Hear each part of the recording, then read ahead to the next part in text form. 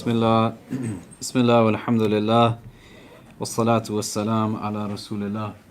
So today we're going to go through what the recommended acts are of the prayer. To do a quick recap, we talked about the fara'id. We've been looking at this text. If you remember way back when, I recommended people to get a copy of it, the Ascent to Felicity text. It goes through the conditions, and let me do this. And we went through the obligations of the prayer and the mandatory acts of the prayer, and now we're on the emphasized sunnahs. So in the text, it gives us like a partial list of what are the recommended. So here on this site, it gives a more full list. So it has all of the things that we still discussed, the fara'id, what are obligatory. So these are the things as you're learning to pray, right? Someone converts to Islam, it's now mandatory for them to observe like prayers regularly.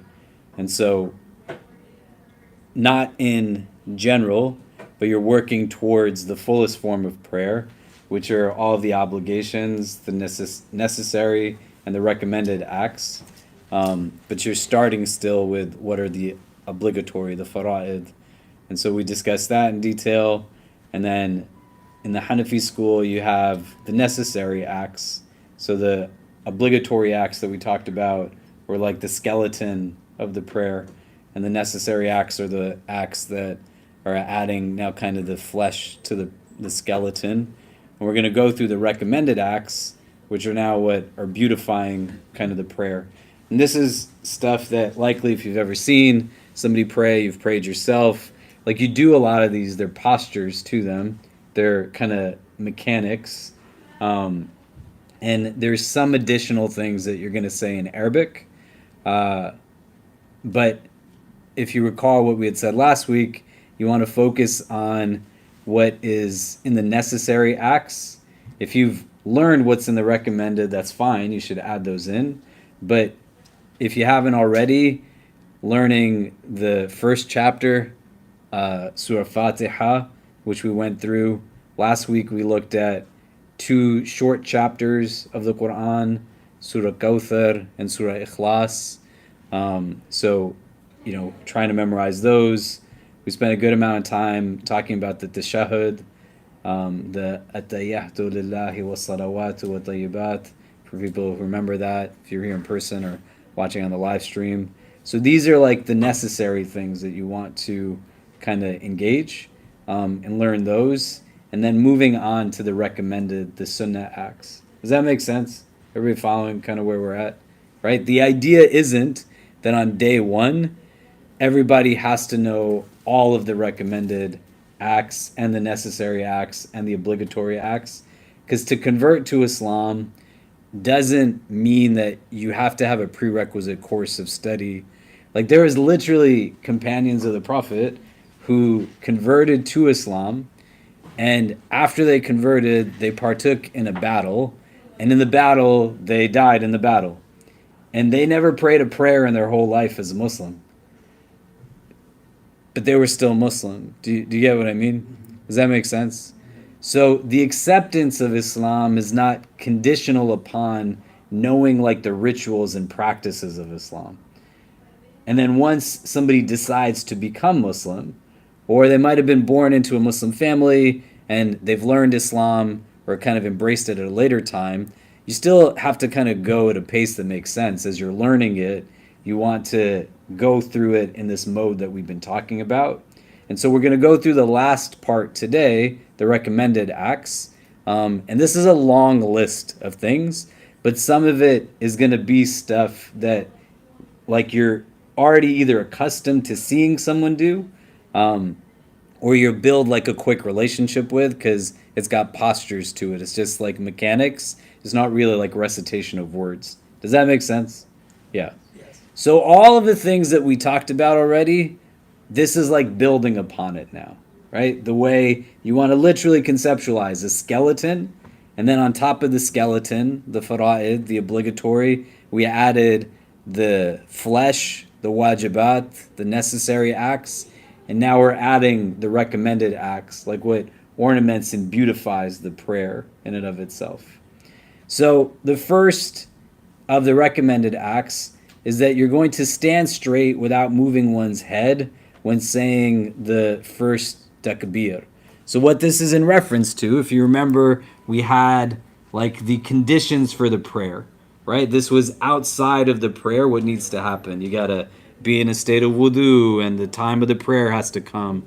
People remember those 6 conditions that we talked about. One of them was facing towards Mecca, right? Facing in the direction of the Kaaba in Mecca. So this is assuming that you're doing that now, right? So if in this room, the direction of Mecca is this way, right? But for the purposes of just demonstration, we don't have to face that way. What is happening is you are orienting your entire body in the direction of Mecca and standing straight without moving one's head when saying the first takbir. So you're in this like upright standing position, getting ready for the prayer, and then you're going to raise one's hand parallel to one's ears. This is something that as you are in this place of the takbir, that's when the Allahu Akbar is happening, right? So you'll see different people do this in different ways. In the Hanafi school, the hands are coming parallel to one's ears, and this is after intention has been made, right? So it's not, as I'm putting my hands up, I'm making an intention.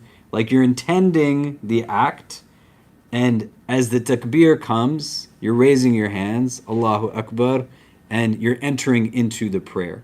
Does that make sense? Okay. To face the palm and fingers of one's hands towards the Qibla. The Qibla is the direction of prayer, facing Mecca towards the Kaaba. So all of your body is oriented in the direction of that. So when you're raising your hands, palms and fingers are also facing, right? So it's not like I put my hands up like this, or like I'm cupping them in some way. Like everything is facing in the direction of the Kaaba. Why is this like particular? Not because the rules are just in a vacuum. I literally sat down with a woman earlier today who is considering converting to Islam, and she said, all these Muslims I talk to, I'm trying to learn about religion, and they just keep giving me rules, right? And I said, that is like the best thing I've ever heard in my life. Because that's what the experience is for a lot of people as they're learning about Islam. People just give them like rules, and it stops being about God. So this is a spiritual exercise, and you want to think about it as an exercise similar to physical exercise, right? If any of you do any type of physical exercising, which you should, you don't have to go nuts with it, but just regularly, you are exercising your body in which way you like to do. Or think about any point in time in your life where you were exercising. You're in middle school and they make you exercise and you're miserable about it, but there's still like a form to what you're doing. And if you don't follow the form, it's not that the gain might not be there, but if it's not done in the way that it's supposed to be done, you're not going to get the maximum potential you could. And in some instances, you might actually hurt yourself, right? If you're doing something wrong. And so here, you want to understand the mechanics as they're linked to spiritual ascension, right? This is kind of the form of the prayer that you have not a paranoia about, but a meticulousness so that it's still rendering consciousness. Because it's super easy, right? I'm 40 years old. You know what I mean? I was born in a Muslim family where I've been praying for a long period of time. It's super easy when the mechanics become instinctive for you to just start getting lazy with it and lax with it. You're not standing there in a way that it's like, I'm half asleep, it's Fajr time, just throw like something up in the air, I'm doing things. You're very deliberate to create consciousness, and you're orienting your entire body in the direction of prayer so that it's rendering now in this form, like what will yield the highest potential of inward transformation. That's the goal of the spiritual exercise, to impact inward, right? Because when you're praying, you can't compel God, right? That's not the point of the prayer, to change God. The prayer itself doesn't change. The mechanics, they're the same throughout every time we pray it. So it's meant to inculcate change within the practitioner of the prayer. And in order to do that, you got to follow the mechanics. How do you get stronger? By like doing it with consistency. That's why there's 5 times in a day that you're doing this thing. So somebody like takes one jog and doesn't run again for the next 20 years of their life, and then they try to jog and they can't move. Well, it's because you did it once in 20 years, right? Even if you did it once in a month or once in a year, it's going to be based off of what you're putting into it. So the consistency of it, getting used to the form and the mechanics, and then as the mechanics become more kind of concise, you start to elevate in the yield of what the exercise intends. Do you get what I mean? So somebody tells you, well, this is just how we do it. That's not how it works. Do you know? There's a reason why we do it this way. And the reason is that in Islam, the understanding is that God is telling us the best way to worship him, and that the purpose of that worship is to be able to build that inward contentment, that inward balance. Does that make sense? Yeah? Yeah. So you're going to face the palm and the fingers of your hands towards Mecca. If you have some kind of like physical reason as to why these things are not possible, it's the exception to the rule. You don't force yourself to do. This is why we said, for example, like in the obligatory acts of an obligatory prayer, is you have to stand in the prayer if you have the ability to stand. If someone cannot stand, they don't like force themselves to somehow stand. They just do what they have the physical capacity to do. Does that make sense? Yeah. For the direction, let's just say if we're using, sometimes the phone Qiblas are always like showing different directions. If we do it according to that, but it's not accurate, is that acceptable?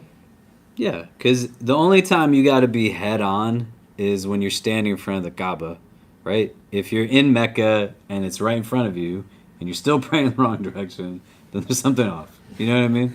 Right?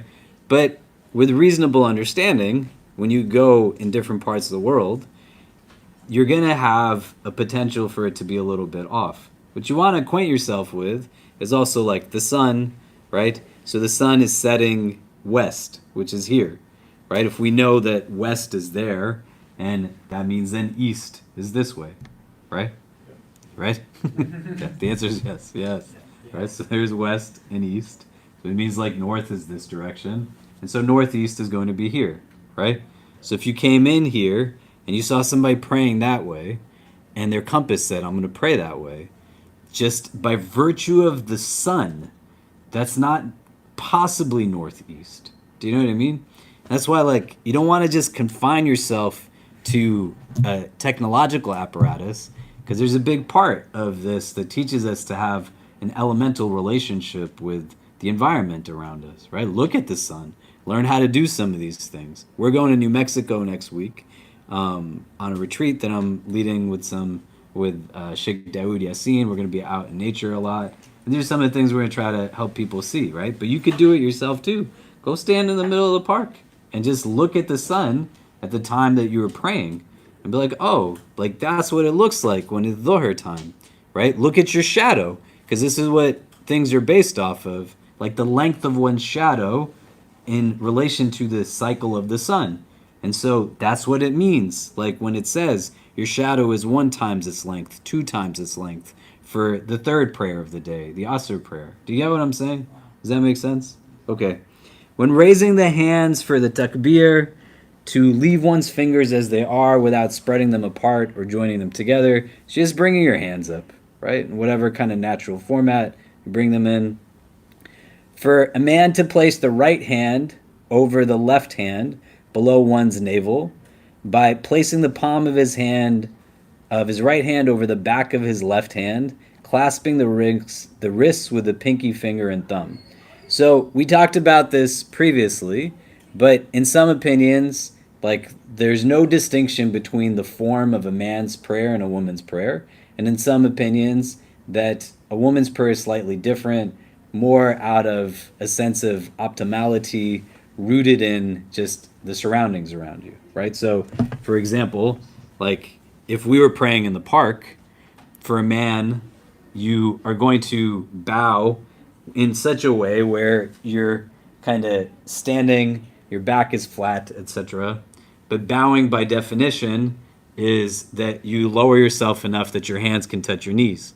And so the concern, if a woman is in the middle of a public place and she's going through all these motions in that mode, it sets her up for a potentially unsafe situation, right? And so there's more of a sense of, well, how are you protecting yourself in some of these postures? So that's where some of these distinctions are made, and there's different opinions on it. But does that make sense, right? And there's people who ask these questions too, like, if I'm praying alone, because you have to pray the prayer in Islam in the window of time that the prayer is supposed to be prayed in. And that means, like, if you're outside and it's time to pray, unless there's like definitive understanding that this is going to be detrimental to you and like your life, like there's physical danger, that's different. But you're kind of understanding the way that all of this works is not devoid of reality. Like you're in a place where you're still kind of aware of your surroundings. So here, what it's saying is that the position that you would put your hands in is below your belly button. These three fingers are resting on the top of your left arm, and your pinky and your thumb are clasping the arm. Does it make sense? Right? And there's a lot of people that you're going to see that their hands are in different positions when they pray. You can put your hands to your side. You'll have some people who have their hands kind of across their chest, right? There's not like a designated only way to do this, So in the Hanafi school, this is what the recommendations are. You keep your feet 4 fingers apart. So what does that mean, right? Like, I'm standing up. I'm not gonna fall. Oh my God. I'm not like in a place where my legs are this spread apart. You know what I'm saying? You're not like, there's no man spreading in your prayer. Like you're in a place where your body's comfortable. It's not in a place of like restriction. It's going to be varied from person to person because we have difficult physical stature, But the idea is that you are at a comfortable distance, right? Kind of shoulder width as best as you can. And so you're going to have like a little bit of distance between your feet. Does that make sense? Yeah. Now, before you recite the Fatiha, there is a recitation that we'll try to either get to this week or next week. It's called the Thana. This is a recommended recitation, the Thana, that you're going to recite in that first unit of prayer. That is just an invocation, a glorification of God. After that, you recite what is called the Ta'awudh in Arabic. Some of you have probably heard that before. It says, A'udhu billahi minash shaitanir rajim. Right? I seek refuge with Allah from Satan the accursed. And it's something that you're reciting just to yourself, like silently. You don't have to say it out loud. Yeah. Does anybody have any questions so far? Because we're going to go through like 30 of these in the recommended part. Yeah. Yeah. So you're going to, for the men, put your hands underneath your navel. And for the women, it's going to be more underneath kind of your chest area, protecting your chest. Yeah? Okay. Any other questions on any of what we went through so far? Would you mind doing that on the chair so that people on the live stream can see? Yeah, I'll do it again. Any other questions that people have? Yeah, go ahead. For the parts that are in Arabic, can you write them on the board? Yeah. We'll go through the remaining parts, and if you missed any of the sessions before, where we went through in the other sections, the Arabic, they're all on the podcast and on the YouTube channel, and I'm happy to meet with people one-on-one to go through it also, any of that. But just so people are aware, again, if you're just like learning it, you're connecting to it, in the obligatory parts of the prayer, right, and in the text we were looking at, you have the integrals of it, and what the minimum Arabic you're going to be reciting is just any recitation of the Quran, even if only one verse, in any 2 cycles of the obligatory prayer, and all of the cycles of the witr and voluntary prayers, unless one is a follower in a congregation, etc. Right? So what we were saying was like the shortest verse of the Quran says thumma nadir, and then he looked. You just have to recite that in Arabic at a minimum as you're learning these other things outside of the prayer. Does that make sense? Yeah. Does that make sense? Yeah, definitely. I Yeah. was just thinking that if you speak Arabic but you're not really good at reading phonetic transcriptions, that would be helpful. Yeah. So what we've been doing is putting up on the board the Arabic, the transliteration, and the language, the translation of it, and going through each word piece by piece. And we'll do that with these remaining parts to it once we go through the whole list so that we have all of that. And if you missed any of the previous sessions, all of that is up on our YouTube channel. So the visual is there, and on the podcast, the audio is there. Yeah, from the ones we did before. Okay, great. To recite the tasmiyah at the beginning of every rak'ah before beginning Surah Fatiha. So you're going to say Bismillah ar-Rahman ar-Rahim, like to yourself again. And then recite the Fatiha. And then to say Ameen silently.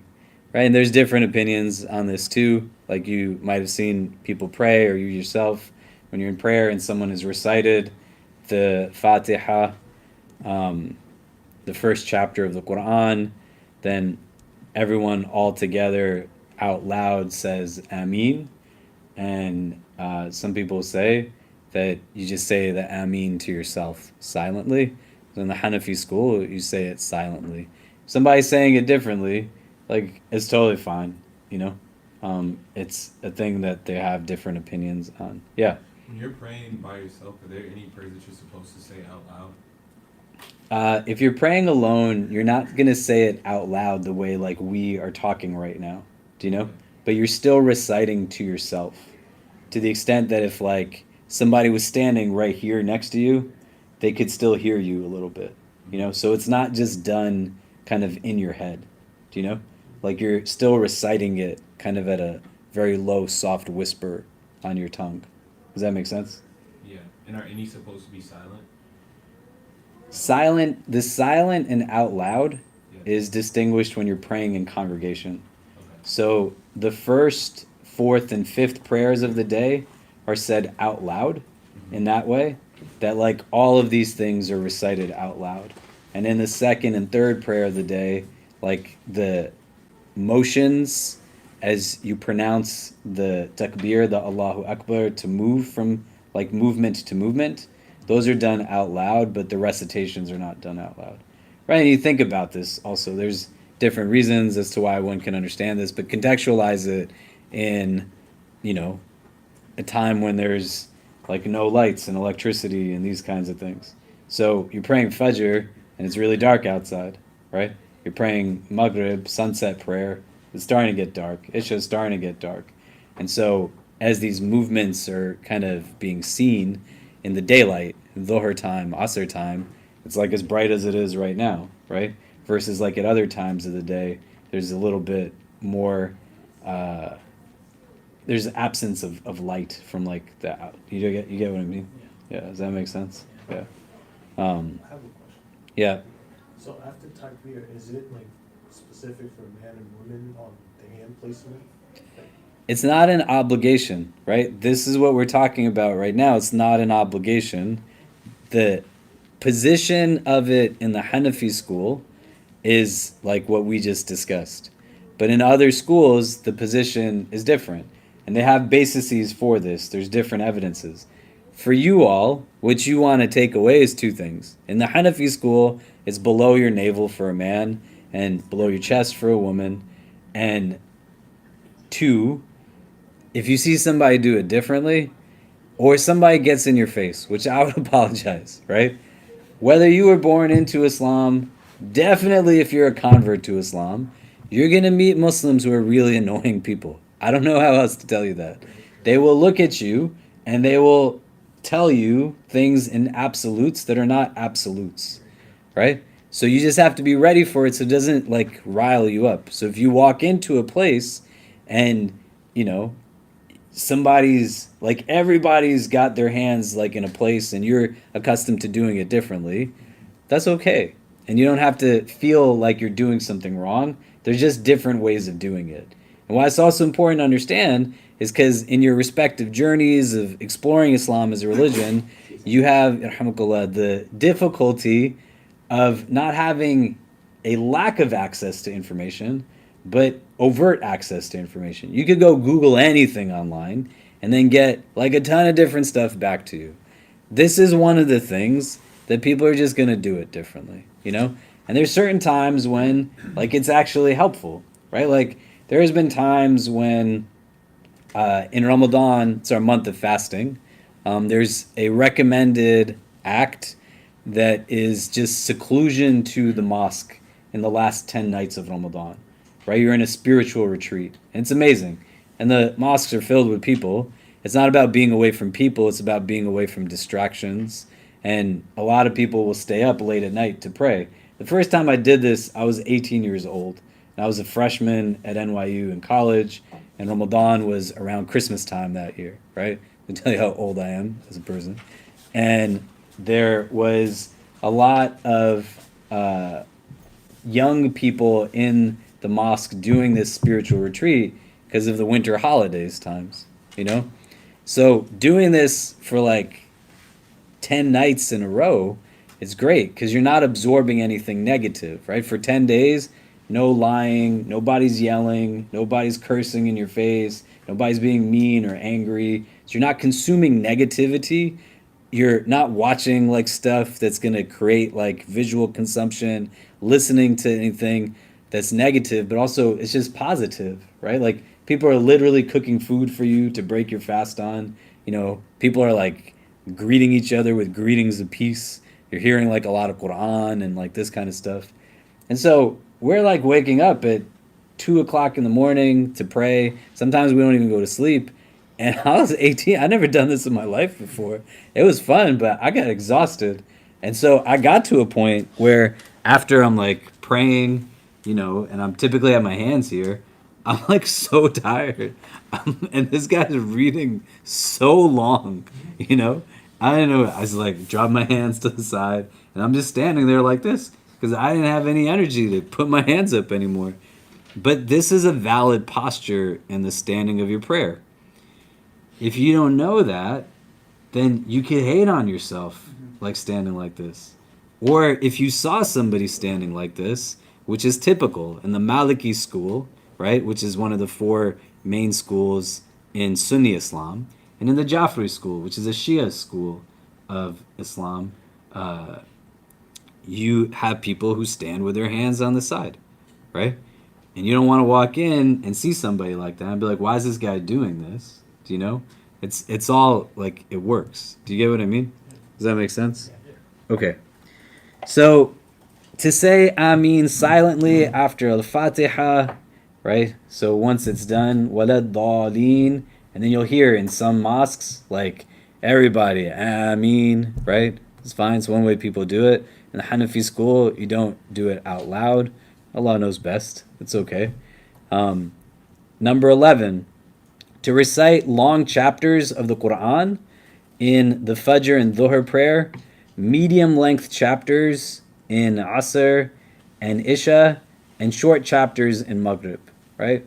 And there's different reasons for this also, and this is just a recommendation. But when they're teaching you to lead the prayer, for example, right? You want to think, you're waking up in your house, and Fajr is at like 4 o'clock in the morning in the middle of the summer. Everybody's not in the first row of prayer right at 4 a.m. There's people who are waking up like because they're hearing the prayer started. They're coming a little bit late, right? So the person who's leading the prayer also is conscious of the people following behind them in prayer. So it's not the time to like show off in your prayer. Do you know what I mean? You come here on Fridays and people ask, well, why do you read like short chapters in the prayer? Because if you're here on Fridays, there's 800 people here. There's people with like babies. There's mothers who are trying to just not have to decide that I can't go to Jummah because my kid is going to be making too much noise or I'm going to be worried. So you're reflecting of the congregation, right? People are coming in the middle of the day, just like you go to work. They're coming from work. They're closing up shop. So the chapters are a little longer so that people can join in on the prayer. In the sunset prayer, the window of time is shorter, right? So you're not reading something that is unnecessarily long.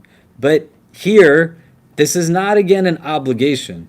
So you read like what you know, and if you know shorter chapters, you read the shorter chapters. Does that make sense? Yeah. Okay. To lengthen the first rak'ah, the first unit of the obligatory of Fajr only, right? So same kind of idea. It's recommended, but you're extending so that people are joining in the first cycle of prayer. You know, they're able to be a part of it. If you catch like the bowing of the first cycle, then you have caught that first cycle of prayer. You don't have to like do another unit of prayer. And we're going to talk about this in more detail, right? But the person leading the prayer, they are going to also be taught how to lead the prayer in terms of like these kind of things. So as I was saying also, be mindful of like babies. There's elderly people in praying behind you, you know? Somebody's like 85 years old, 90 years old, right? I know I'm like a miserable specimen of a human being that at 18 I can't even hold my arms up for that long. I got to put them to my side. But think about like a 85-year-old person who they're standing behind you. You don't need to lead a unit of prayer that's like 35 minutes long, right? Have some mercy on the poor guy. You know what I'm saying, right? Where people are like new to it, you know? Like you have a community like our community that's very diverse. And there's many people who are new to prayer, new to Islam. We're not going to start them off on a marathon. Do you know what I mean? Does that make sense? Right? Yeah. So you're thinking too, like, hey, all these people are going to join in. So let's make sure we're trying to have the first one long. But if the first one's really long and that's out of kind of necessity or helping people to join in, then the second one doesn't have to be that long. Make sense? Yeah. To say Subhana Rabbi al-Azim 3 times in the ruku', the bowing position. So when you go now from the standing to the bowing, in that bowing position, this is something you're going to say in Arabic, Subhana Rabbi al-Azim, like glory be to my Rabb, my Lord. And we talked about the word Rabb a lot in terms of what it means. Like it's not just Lord, right? But what's the definition of Rabb? That Rabb is al-Malik. He's the one that's the owner, the master of things. He's Sayyid. He's the one that is making the decisions, right? Like I could own something. It doesn't mean I get to decide how it's used, right? My daughter, she's literally sending me pictures from home, from like things that they're doing on the TV. They don't own the TV. I own the TV. But they're deciding how the TV is being used. So you see the distinction between one that owns something and one that decides how it's utilized, right? Even when I go home, we're not watching anything that I want to watch, you know? It's just whatever they want to do, right? But God is both the owner and like the kind of the master, the one that decides. He's Murabbi. He's the caretaker, the nurturer, the one that's like cultivating you. Right? There's a prayer in the Quran that's for your parents that says, وَقُلْ رَبِّ ارْحَمْهُمَا كَمَا رَبَّيَانِي صَغِيرًا, that be merciful to them as they did nurture me and raise me when I was young. That's the same word for Rabb, like of nurturing and raising, the way a good parent like raises a child, right? And may we all be good parents to our children, and may we all have parents that are good to us as well. So that's what the Rabb means, right? Rabb means al-Mun'im, the giver of blessing, right? It's the one that is the healer of all things. So when you're saying, glory be to my Rabb, you're invoking all of those things. Al-Azim means like the great. You know, so to give you an idea of what it means in terms of its magnitude of greatness, like the Quran is described as being Azim. the day of judgment, when we stand in front of God to be taken into account for our actions, that's said to be azim. The character of the Prophet Muhammad, peace be upon him, is described as being azim, like it's great in its capacity. And so you're calling upon God as being great in that way while you're in this bowing position. 14 of the recommended acts, you're going to hold the knees with the hands in the bowing position, spreading the fingers for the men, right? And why is this distinct from men and women? The same idea. Like the men are going to go from the standing into a bowing, and it would allow for you to be able to hold your knees and grasp them in that way. For the woman who's in prayer, more of kind of a protection. And again, this isn't about validity, it's about the optimal kind of posture, right? That there are people who would say there's no difference between a man and woman's praying. But here, like if someone is a little bit more kind of constricted, praying in public for her own caution and safety, and she's not bowing fully, but just to the extent that the hands are touching the knees, that's going to be a little bit harder to like do a full grasp of like one's knees in that way. Does that make sense? Yeah. When you're like bowing, are you supposed to make like a proper L shape, or like if your back is arching but you're still like holding your knees? Is that okay? The bowing at a minimum just is requiring you to be able to be lowered enough that you're holding your knees, right? But the optimal position is that you are like straight in the posture. And as you're going through these postures, right, the idea isn't to be like rigid, but when you're in the standing, you're in a place where you're like breathing, you know, like you're calm. And then you move from one posture to the next, and you're kind of breathing. You're relaxed in that posture. You get settled into it. It's not like creating tension, right? Because you're praying. You know what I mean? It's not like it's not. I'm gonna be like have fun in your prayer, right? It's not like the idea of it as a spiritual exercise, but it's also not meant to be something that creates like inward agitation. You know, it's supposed to be a state where you have tranquility. Do you know what I'm saying, right? And so you try to the best of your ability, but it's also an exercise. You know, like I was talking to this guy on Monday who came to the halakha we do at our apartment right now because the building closed at 8. Some of you have been there.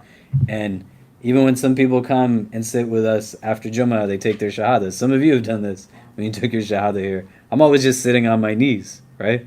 And there's some people, they just don't sit in that position, you know? So you have to be reasonable with yourself. You're getting accustomed to it.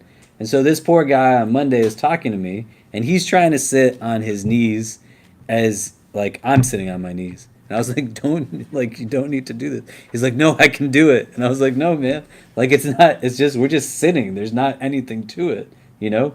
And then eventually he like leaned back and got more comfortable. And I was like, yeah, be in that position. So if you are not used to standing straight, right?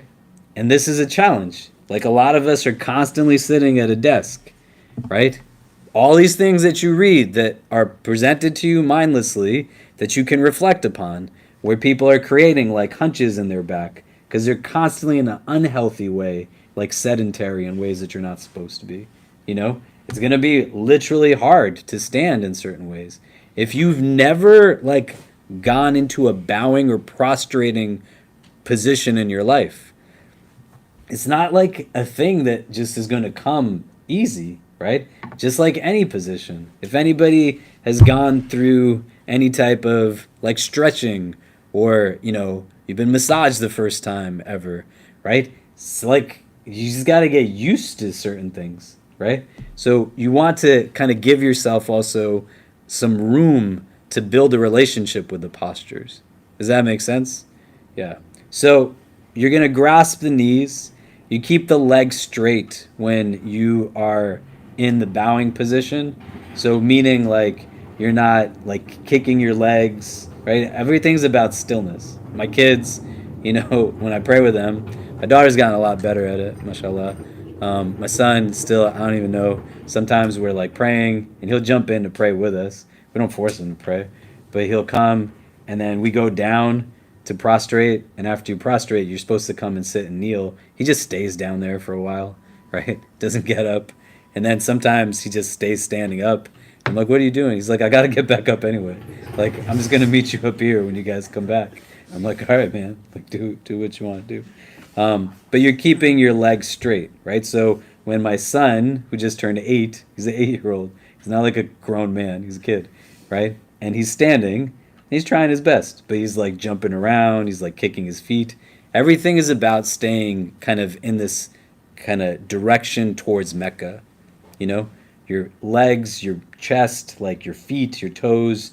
You're trying to be in that place where that element of having control over your physical body becomes a integral part to being able to then render that kind of spiritual increase. Do you know what I mean? So you're not like moving around. And then if you're praying with someone, you want to be mindful of that. So if you're praying next to somebody who's kind of like rocking in their prayer, or they're like cracking their toes while they're praying, you know? Or like what's crazy is when you're standing next to someone and they start tickling your foot with their pinky toe, right? I don't know if any of you have ever experienced that. I've experienced that. It is the most awkward thing to be in a place and some grown man, you don't even know who he is tickling your foot with his foot. And it's because he's not standing in a comfortable way. He hasn't allowed for himself to be at peace in the posture, right?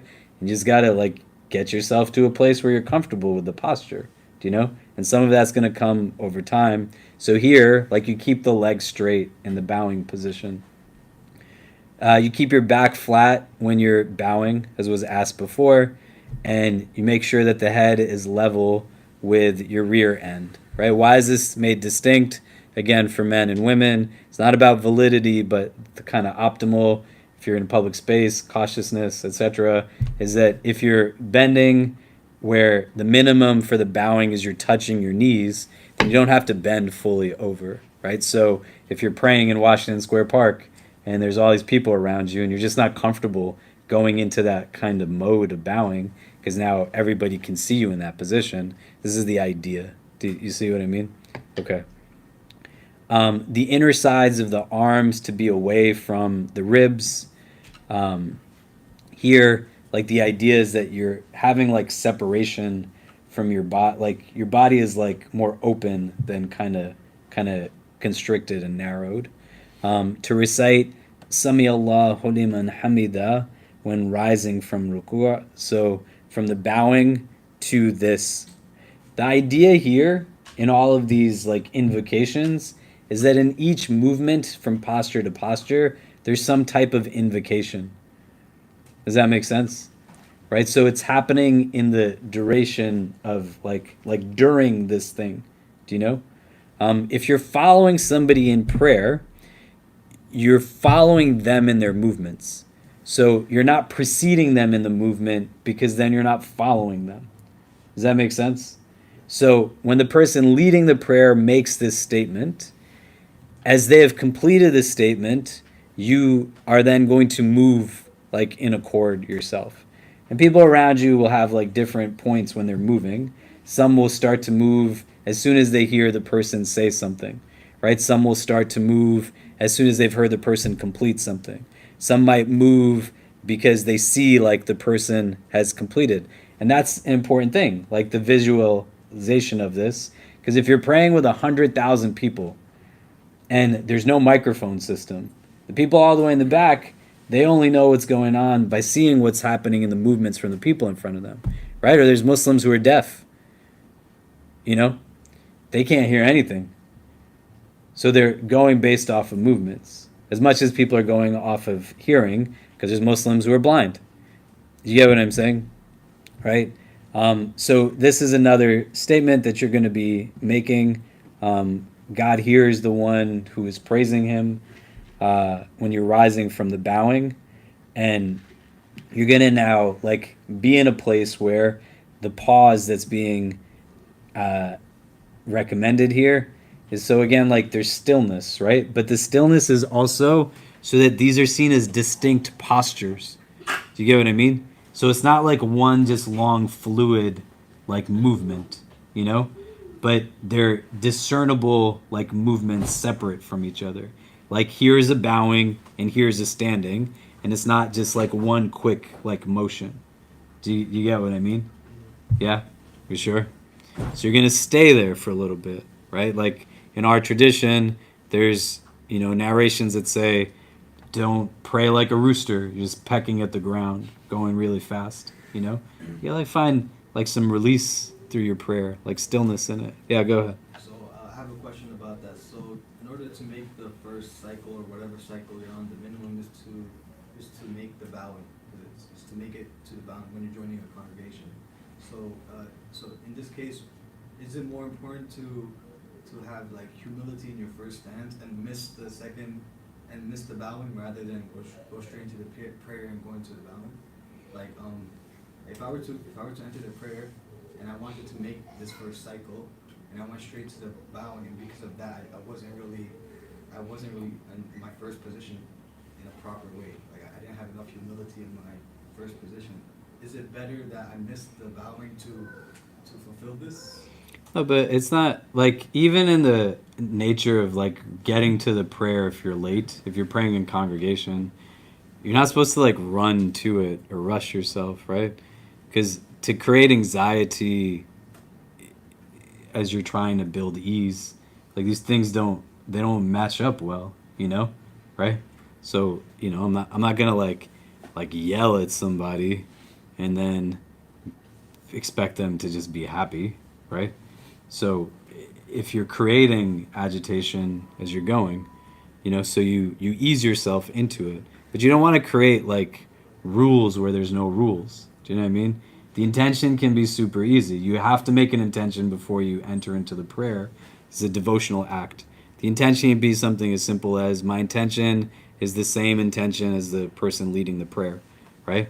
And you do the takbir and you join in, and then you've joined, It can take you like 4 seconds. Do you know what I mean? But hecticness is not like what the idea is. When the Prophet would tell Bilal, who was his close companion, an Abyssinian man, what we know as modern-day Ethiopia, he was the muezzin, the one who made the call to prayer on behalf of the Prophet when they were praying. And he would say to Bilal, like when he would ask permission to make the call to prayer, sometimes the Prophet would say to him, "Arahna biha," that like, bring us like comfort through this, bring us ease, bring us relaxation, It's not supposed to create hecticness, right? And then situationally, you want to also be able to try your best.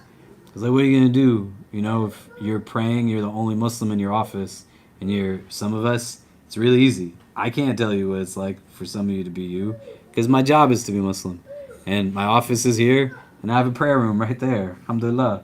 And there's like rooms where I could wash up for prayer. So, and even when I'm not where I'm at, I'm a little more obnoxious than most people are. So somebody says something to me, they're not going to not expect it. But you could be in an office place and you don't know how to ask somebody for a place to pray. Or they might be a jerk to you and not give you what is like constitutionally your right to have. And so you might look for an empty office and you're always worried, like, who's coming behind me? That's why you want to know like all of these things too, because what the prayer might experientially be like when you're trying to find an empty classroom or in between classes or in between meetings might not be the same experientially as like when you're back at home at night, or you're like in a safe space that you're surrounded by people who kind of get and understand you. Do you see what I'm saying? Does that make sense? Yeah. Okay. So you're now in this place where you're standing, and you're going to recite another invocation that has some different variations to it. So this says, Allahumma Rabbana wa lakal hamd. Some people will say just Rabbana lakal hamd, and some people will say Rabbana wa lakal hamd. This is something that is also said silently, You might hear some people say it loudly, but the idea again is that you're going through this and there's invocations in the various postures and as you're moving through them. 21, when making the prostration, you place the knees on the surface first, right? So in the Hanafi school, you don't go down with your hands first, you go down with your knees first. Some people go down with their hands first. There's just different ways of doing it. So in the Hanafi school, you're going to go down with your knees first on the surface, then your hands, and then lastly the face, and then lifting these parts in the reverse order. So the reverse would be the face, then the hands, and then the knees, right? So some people, when they get up, they're pushing themselves off of the ground, right? And their hands are the last things to come up, right? And others, are just getting themselves up straight from their legs. Does that make sense? Yeah. Yeah. I have a question. When you're in sajda, there's a lot of discussion on how your feet should be placed when you're in sajda. Yeah, we're gonna get to that right now. Yeah. But go ahead, keep going. Yeah, I just want to know what that feet placement is. Yeah, so when we get down, we'll talk more about the feet. Then you're gonna go 22. When you're going from the prostration and rising from it, you're gonna say a takbir. You place the head between the hands, 23, in the prostration. Whilst in the prostration, you're going to say this invocation, Subhana Rabbi al-Ala, the glory be to my Lord the Most High. Right? And you want to think about this now in terms of postures, because in the bowing, what did we say? Do you remember? Subhana Rabbi al-Azim, right? And now you're in a posture, Subhana Rabbi al-Ala. So the distinction is in the bowing, you're saying most high, most great, and in the prostration, you're saying most high, right? But think about it from the standpoint of even the physicality of the prayer, right? When you're bowing to somebody, right? And what does that denote in terms of an actual posture towards the kind of majesty of the one you're bowing to? And when you're in prostration, it's like an ultimate sign of humility. In Islam, you're only like bowing and prostrating to God, you know? That's the only one that's worthy of that, like, sign of just respect and submission. So you're literally in prostration in not like a physically low point, right? Or sorry, not like in a humility low point. It's not degrading, right? It's a position of honor, but you're physically in where you could be at your lowest, and you're calling upon God as being the Most High. Do you see kind of like the correlation between these two things, right? So you're going to, in the prostration, glory be to my Lord, the Most High. For men, you're going to be in a place where, again, there's like kind of more expansiveness, not restrictiveness. And it's different again, not again for validity, but just kind of the optimality of the situation, that for women, it's a little more covered. But there's also the opinions that there's no difference between a man and women's prayer. So in 25, you're going to keep the stomach away from the thighs, the elbows away from the side, and forearms away from the ground, right? Meaning like your body parts are not touching the other body parts,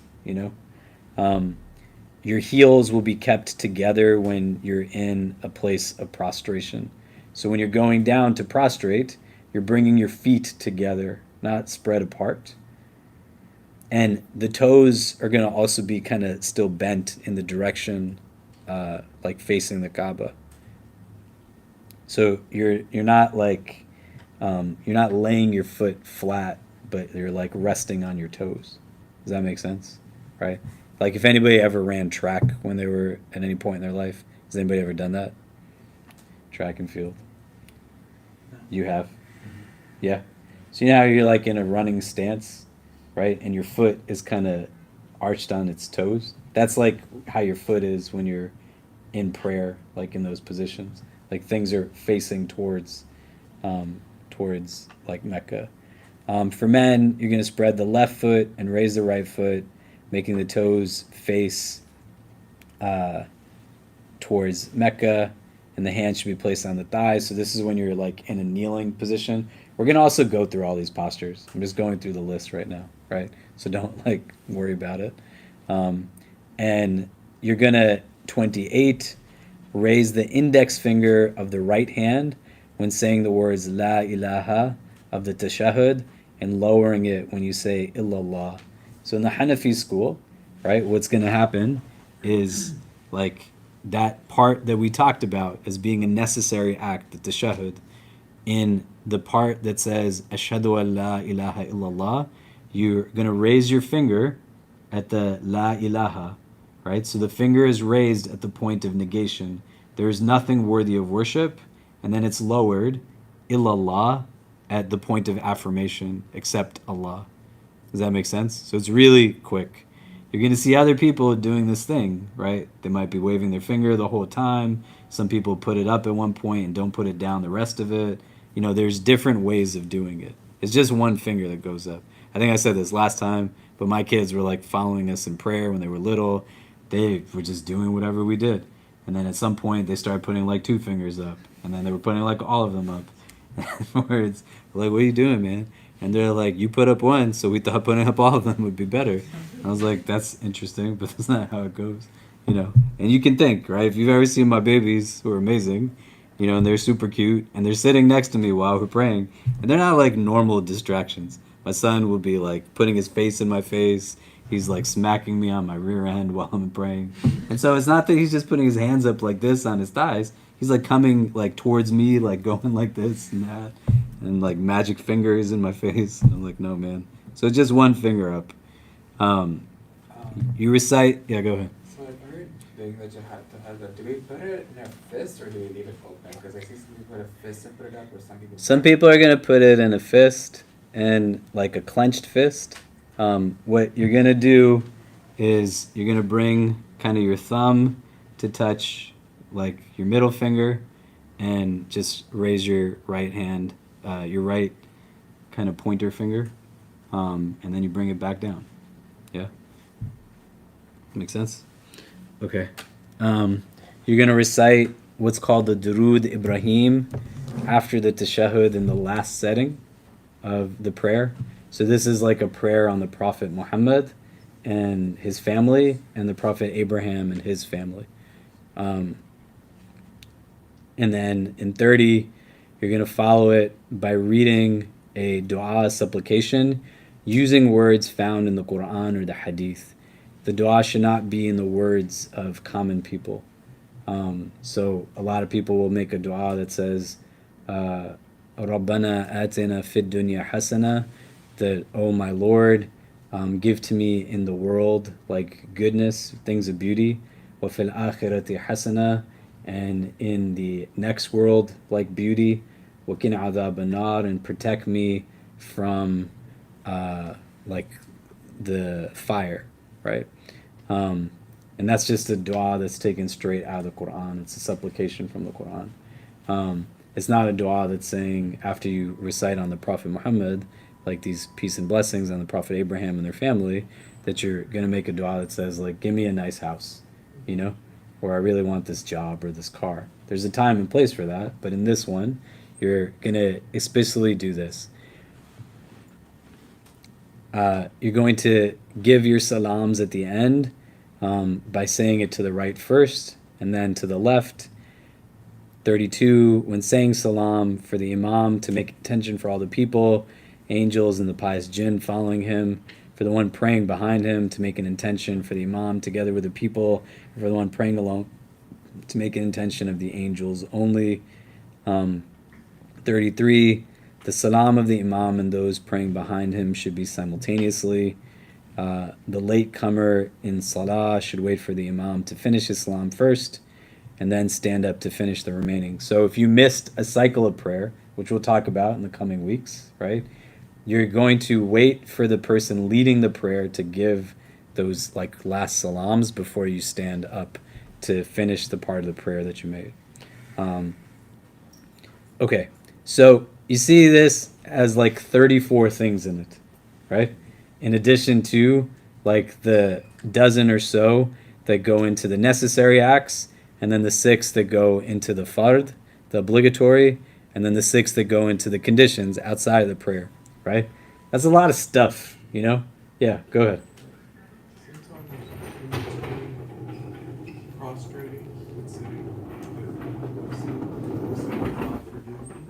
Yeah, there's some people who say like in between the prostrating and kind of kneeling position, you would make a prayer that says Allahumma gfirli, that Allah, like, forgive me, like you said. But it's not in the Hanafi school like something that you have to do. Yeah.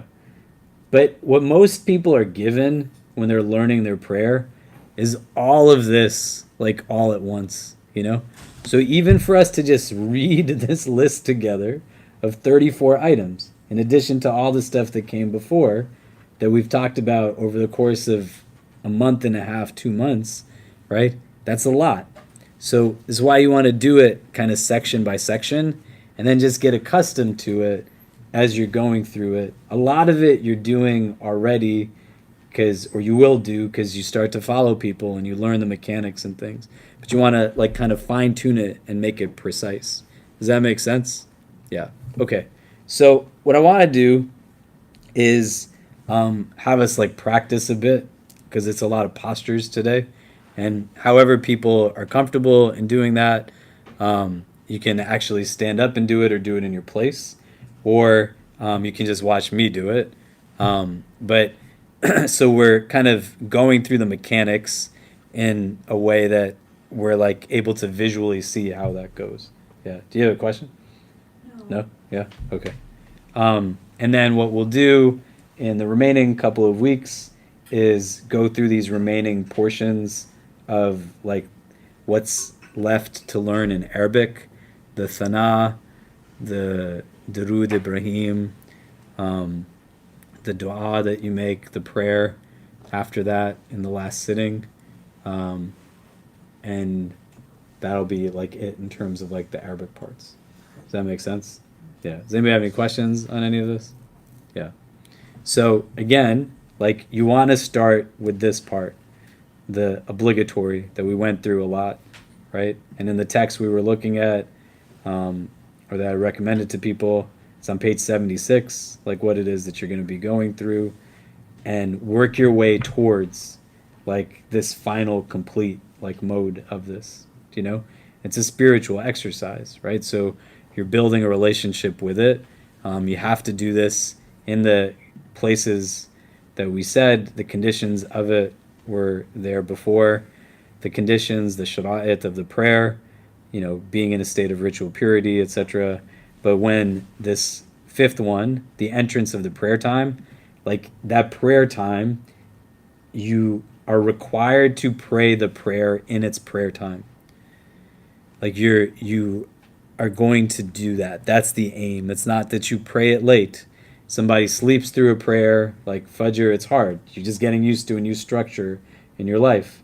And we'll talk about that in the coming weeks too, like what do you do in these scenarios. But it's not something that you're opting to just do later unless there's like a reason. And what are the kind of reasons? If I'm like a doctor performing surgery on somebody and me leaving the surgery is going to be detrimental to the life of the patient, then I can like delay my prayer, for example. Do you see what I mean? That's not like the same as what sometimes people forego their prayer for. Do you know? And so that's why, like, as you're learning it, knowing the obligations and what goes into the obligations for people who are new to Islam, they're new to like learning their prayer. They're getting back into it if they were born into it, or you just became Muslim and you're trying to learn it and figure it out. You still have to pray in the window of time, but you don't have to do like its final form right from the beginning as you're learning it. So all these things that we just went through, those are the last bucket of things, and they're in the recommended practices of the prayer. That's not what you have to do from day one as you're learning it. You just got to do those like obligations and then add on the necessary acts, and then you add on the recommended acts. Does that make sense? Is everybody clear on that? Yes? Yeah. Okay. All right. So we'll see everybody next week then on Wednesday, inshallah. Assalamu alaikum.